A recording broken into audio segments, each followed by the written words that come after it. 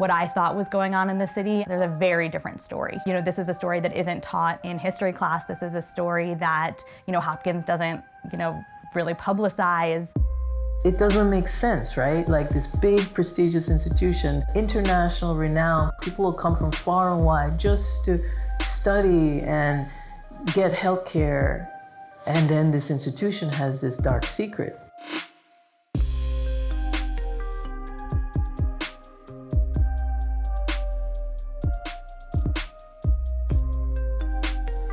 We have a predominant low-income African-American community. We're adjacent to Hopkins.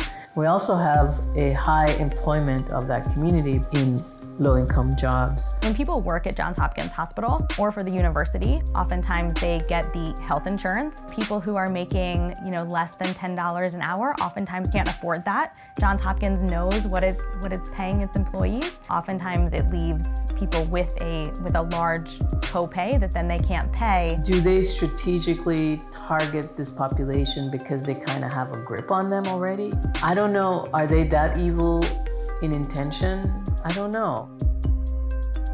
I was at work one day and I just started having a lot of difficulty breathing. So I was admitted for 3 days in the hospital. It's an awful feeling because I knew that I really couldn't afford the cost. I was served here, and I was told that, we can garnish your wages at this point, and that was really aggressive.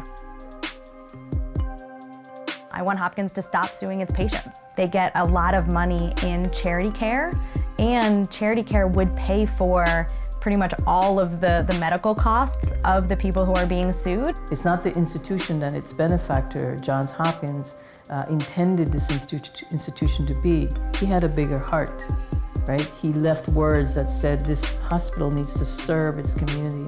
Those who needed charity care should receive charity care. Well, they're doing just the opposite.